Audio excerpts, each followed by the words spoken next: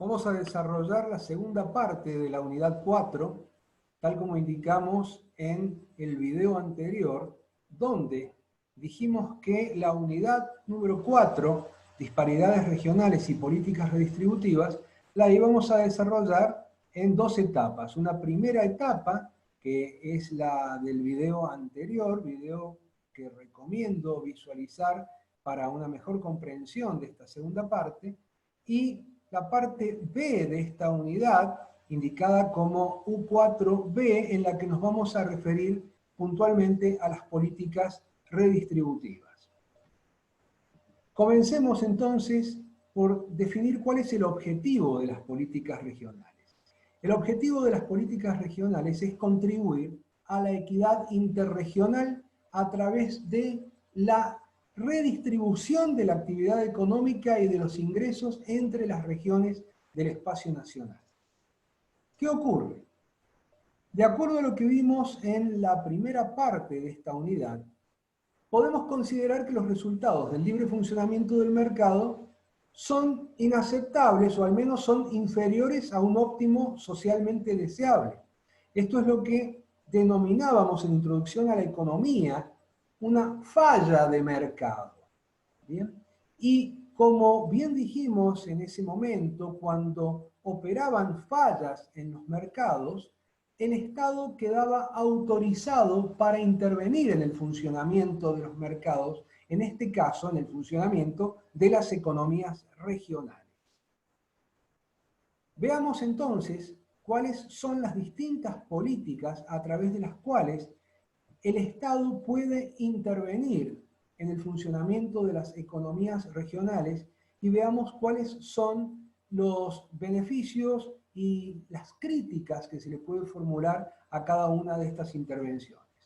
Comencemos por decir que las políticas económicas en materia regional a grandes rasgos pueden clasificarse, por un lado, en políticas regionales propiamente dichas y por otro lado, en políticas locales de desarrollo regional.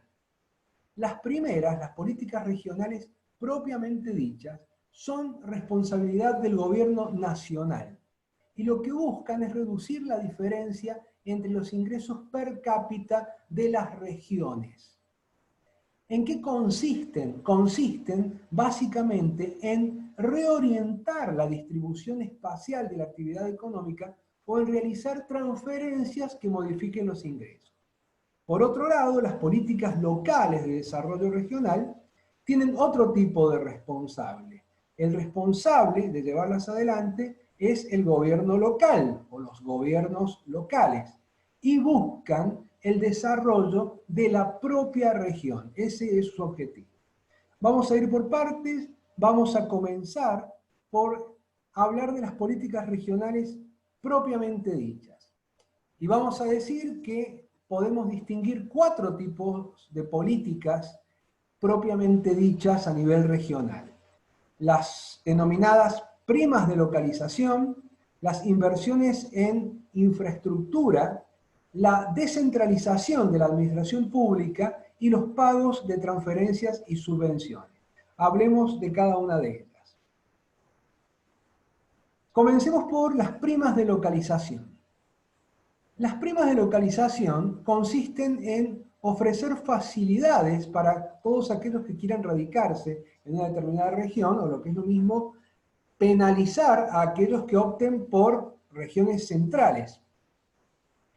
Consisten básicamente en otorgar subvenciones directas, ya sea en función de la cantidad de empleo que generen en la región o en función de capacitación o de inversiones directas que se realicen en la región.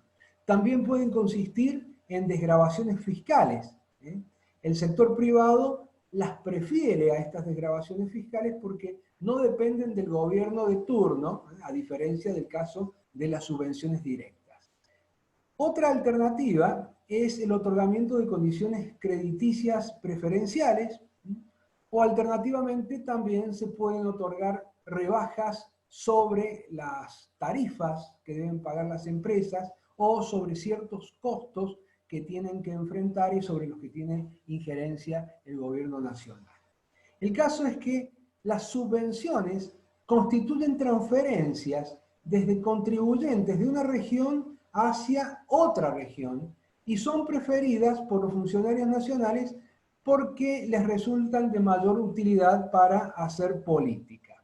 Bien, las primas de localización no son eficaces, esa es la crítica que se les hace, porque fracasan al no ser nunca suficientes para corregir, subsanar las desventajas naturales de una región.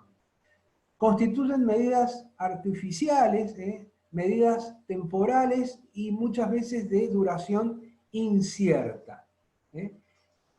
Lo que podemos decir es que las verdaderas decisiones de localización, los privados las toman en base a las ventajas comparativas de una región. Y aquí lo que estamos otorgando con las primas de localización son ventajas artificiales. Hablemos ahora de las inversiones en infraestructura, las inversiones de obra pública. ¿Qué buscan estas inversiones? Buscan generar atractivos regionales a través de la infraestructura que la región ofrezca, como por ejemplo carreteras, ferrocarriles, puertos, telecomunicaciones, aeropuertos.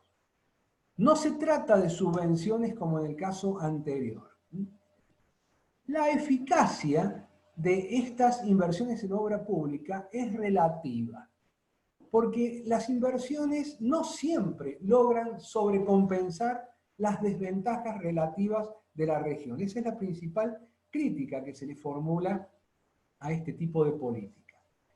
Se le critica también que se utilizan con fines políticos, sobre todo en regiones urbanas centrales que concentran la mayoría de la población, y políticamente las regiones periféricas muchas veces no resultan atractivas para poder llevar adelante este tipo de políticas. Además, cabe mencionar un efecto adicional que también es criticable y que es el efecto centralizador de las inversiones, sobre todo en comunicaciones y en medios de transporte. Este efecto centralizador consiste en que muchas regiones periféricas que reclaman ser integradas, por ejemplo a través de rutas o de ferrocarriles, etc., terminan conformando una telaraña concentrada en la capital del país. Y esto es lo que entendemos como el efecto centralizador indeseado. Bien. Hablemos ahora de la descentralización de la administración pública. Básicamente, lo que se busca es trasladar la capital de un lugar a otro, como alguna vez se planteó para nuestro país o como ocurrió en el caso de Brasil. El problema es que el empleo público está mucho más concentrado en las capitales de países poco federales que lo concentrado que se encuentra en países más federales. El problema es que este tipo de políticas, la descentralización de la administración pública, requiere trasladar la totalidad de las actividades administrativas y desafortunadamente estas actividades necesitan, por cuestiones burocráticas, encontrarse próximas y esto nos impide que podamos trasladar algunas y a otras no. Si no trasladáramos la totalidad de las actividades, requeriríamos de la descentralización de estas actividades, como podría ocurrir en el caso de la informática o en el caso de tareas de archivo, etc. Bien, y esta descentralización no sería gratuita. La mayor crítica que se le hace a este tipo de política es que no se ha podido demostrar que generen una influencia notable en el desarrollo regional. Hablemos de los pagos de transferencias y de subvenciones. No se pretende redistribuir la actividad económica en el espacio con estos pagos, sino que lo que se pretende es mejorar la distribución interregional del ingreso. Vamos a decir que va a haber una redistribución cuando una región reciba del Estado una transferencia o una subvención superior al monto con el que esta región contribuye a la nación. ¿Qué críticas se le formulan a este tipo de pagos? Introducen distorsiones, distorsionan el sistema de precios, y al distorsionarse el sistema de precios se distorsiona la asignación de recursos. Y para peor, cuando terminan este tipo de transferencias y de subvenciones, muchas veces licuadas por la misma inflación, los trastornos posteriores son mayores que los trastornos preexistentes. Tienden a generar lo que denominamos el síndrome de dependencia. Y el síndrome de dependencia desafortunadamente le resulta útil a la política para la manipulación regional. Hablemos ahora del segundo conjunto de políticas a las que nos habíamos referido.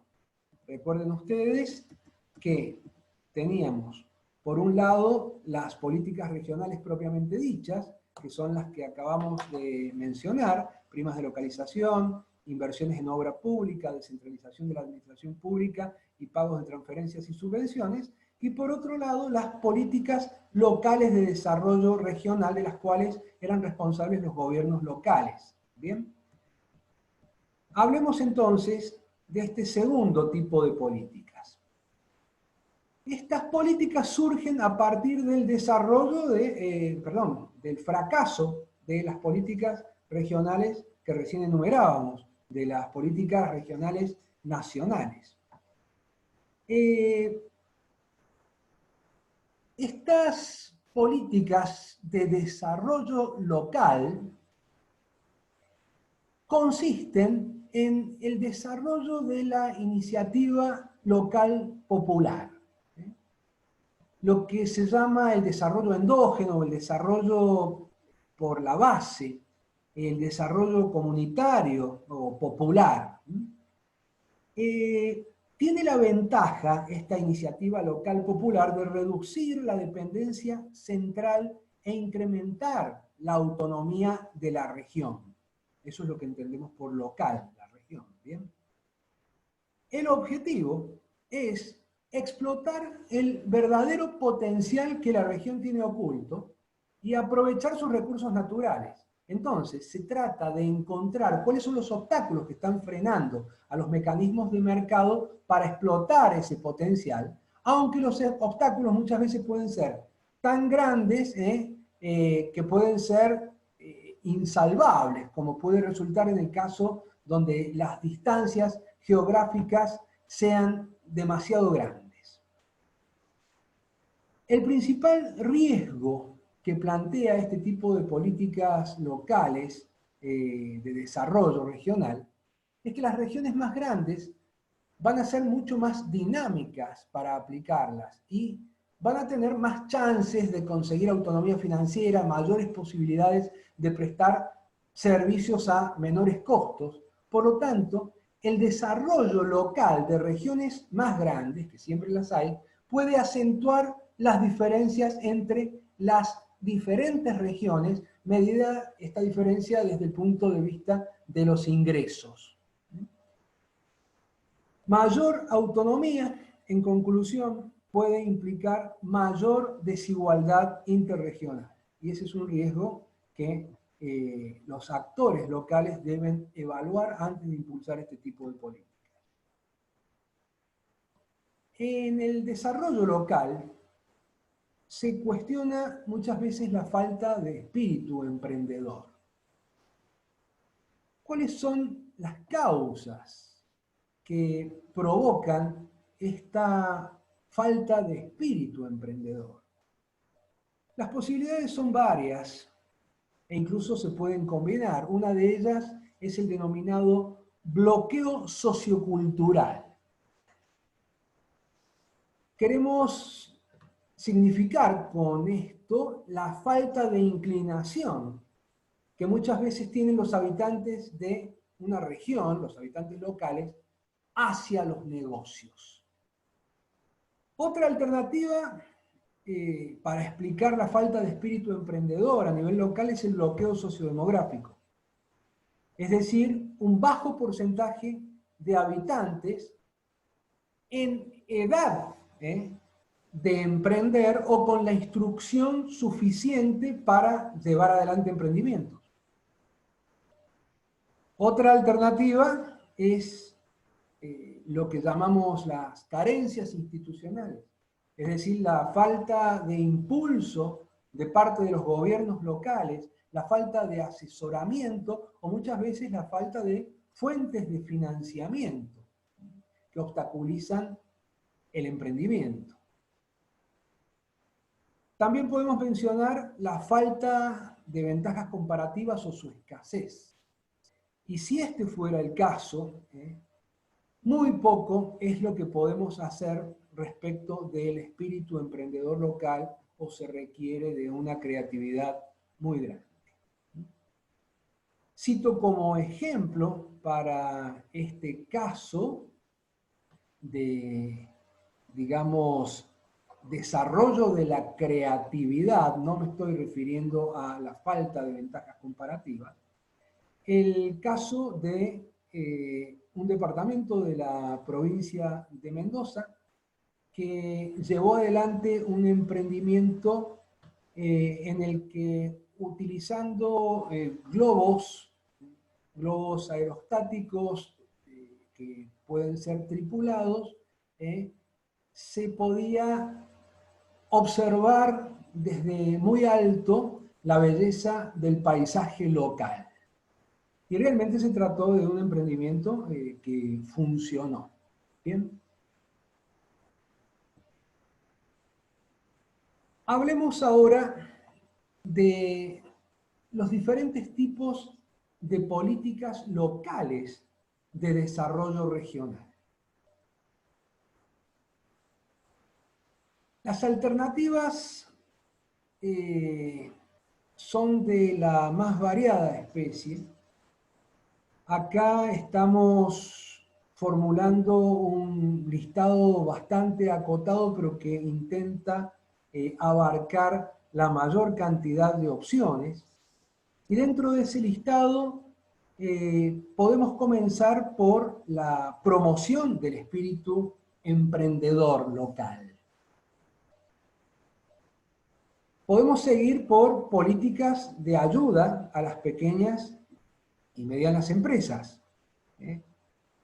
Si los gobiernos locales son gobiernos municipales, por ejemplo, y bueno, pueden ayudar a las pymes a través de los beneficios que la comuna pueda ofrecerles de acuerdo a los instrumentos que maneje, ya sea a través de tasas, contribuciones, exenciones, etc.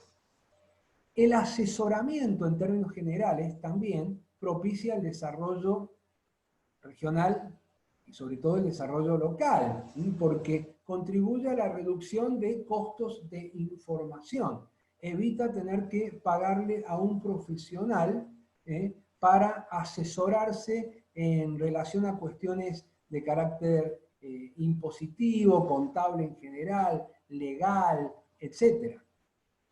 Las exenciones fiscales constituyen otra alternativa, las tarifas preferenciales de los servicios de agua, de luz, la cesión de terrenos o de edificios en condiciones preferenciales para poder llevar adelante los emprendimientos, la dotación de infraestructura para la región y la creación de sociedades locales de inversión, así como la promoción y el apoyo a las organizaciones no gubernamentales, constituyen políticas locales de desarrollo regional viables y al alcance de las autoridades locales. Muy bien, hemos terminado con esta segunda parte de la unidad. Las referencias bibliográficas otra vez son las mismas que se indicaban para la primera parte y las que se indican en el programa de la asignatura. Les agradezco su atención y será hasta el próximo video en el que desarrollaremos la unidad número 5.